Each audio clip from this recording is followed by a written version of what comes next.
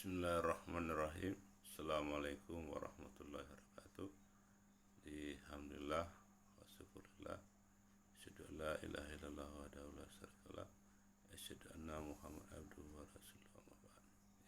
Alhamdulillah pemirsa LCP, pada kesempatan ini kita memahami tentang pentingnya penelitian dengan menggunakan teori dan metodologi tauhid. Allah menjelaskan dalam surat Al-Alaq, Bismillahirrahmanirrahim. Iqra bismi rabbikal ladzi khalaq, khalaqal insana min 'alaq, iqra wa rabbukal akram, alladzi 'allama bil qalam, 'allamal insana ma lam ya'lam. Jadi Allah katakan, bacalah ya, dengan menyebut nama Tuhanmu yang telah menciptakan manusia dari segumpal darah. Ya, bacalah dan Tuhanmu yang maha mulia, yang mengajarkan manusia dengan pena dan mengajarkan manusia apa-apa yang mereka tidak ketahui. Nah,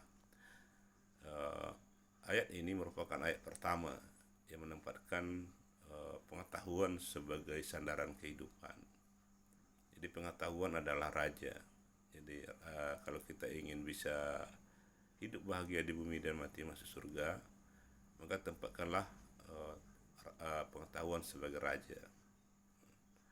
Nah, dalam konteks ini pengetahuan yang seperti apa yang bisa kita jadikan raja? Yang pertama adalah untuk mendapatkan itu, Allah mengatakan bacalah.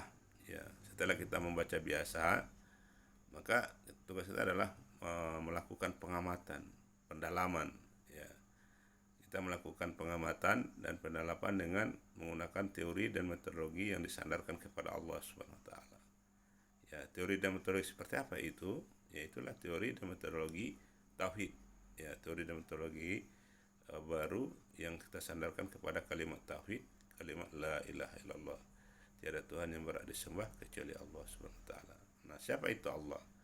Nah, ini pertanyaannya. Allah itu adalah Tuhan yang telah menciptakan alam semesta dengan segala isinya, dan kemudian menciptakan manusia sebagai makhluk yang paling sempurna untuk diberi amanah mengelola bumi ini secara sehat dan bersahabat di bawah panduan agama Islam, ya, dari masa ke masa, sejak zaman Nabi Adam sampai berakhirnya kehidupan di bumi ini gitu. Nah, kemudian apabila kita membaca atau mengamati fenomena manusia atau kehidupan manusia dengan menggunakan teori dan metodologi yang disandarkan kepada Allah Subhanahu wa taala, maka kita akan sadar bahwa kita ini adalah makhluk, ya, adalah makhluk atau manusia. Kalau saya ini berasal dari segumpal darah, kemudian berasal dari Nabi Adam, dan Nabi Adam adalah diciptakan oleh Allah Subhanahu wa taala. Seperti itu. Kita sadar bahwa kita adalah sebagai makhluk, kita terikat dengan hukum keterbatasan.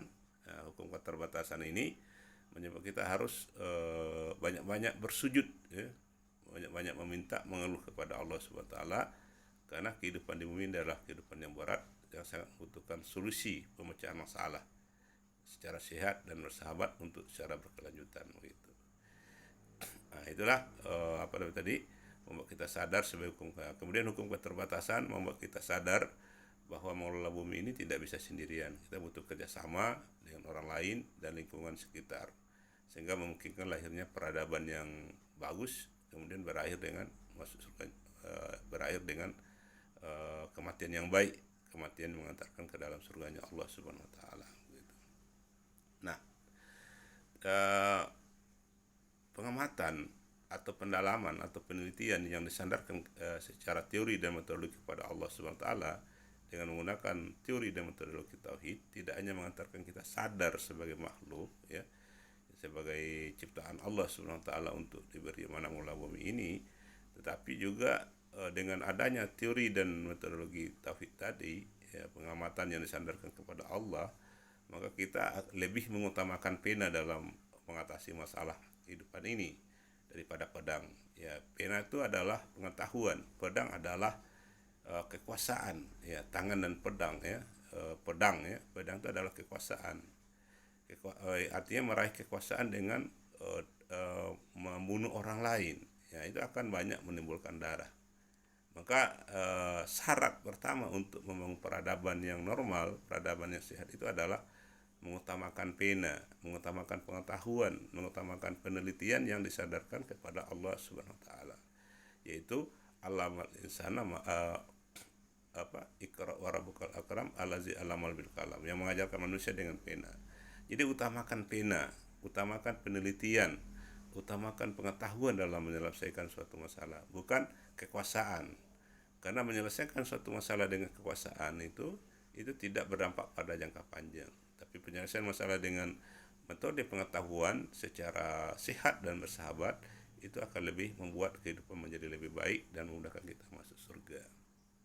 Nah, manfaat dan berkah berikutnya kalau kita menggunakan pengamatan dan penelitian yang disandarkan kepada Allah secara teori dan metodologi, tidak hanya membuat kita mengutamakan pena dalam menyelesaikan suatu masalah secara sehat dan bersahabat, tetapi juga kita akan melahirkan pengetahuan-pengetahuan baru yang bermanfaat dan berkah.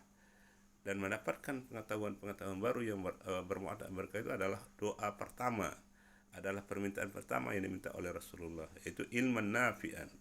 Ya Allah, berikanlah kami ilmu yang bermanfaat, rezeki yang berkah, dan amalan yang terima. Jadi dari 3 permintaan tadi, maka ilmu yang bermanfaat adalah ilmu pertama yang diminta oleh Rasulullah ketika berdoa kepada Allah SWT. Nah, pengetahuan-pengetahuan baru yang bermanfaat itu hanya bisa didapatkan dengan melalui riset atau penelitian yang disandarkan kepada Allah SWT, yang dikembangkan oleh LCP Indonesia dengan menggunakan teori dan metodologi tauhid. Itu saya sendiri, ya, Asep Prodamujaya, dalam kali ini adalah rekaman amatiran saja yang berhasil kami rumuskan setelah saya sendiri melakukan pendalaman dengan penyakit saya sendiri, yaitu PST kronis selama 20 tahun sampai sekarang, ya. Saya sangat membutuhkan dukungan doa dan sosial dari para pemirsa LCP agar ilmu yang berapa ini saya sehat total dan saya bisa memberikan penjelasan dan pelatihan kepada pemirsa yang berminat bagaimana menggunakan teori dan metodologi tauhid dalam bidang kurikulum, kemudian penelitian, dan bisa digunakan untuk mengatasi masalah dan kesulitan itu secara sehat dan bersahabat untuk hidup bahagia di bumi dan mati masuk surga.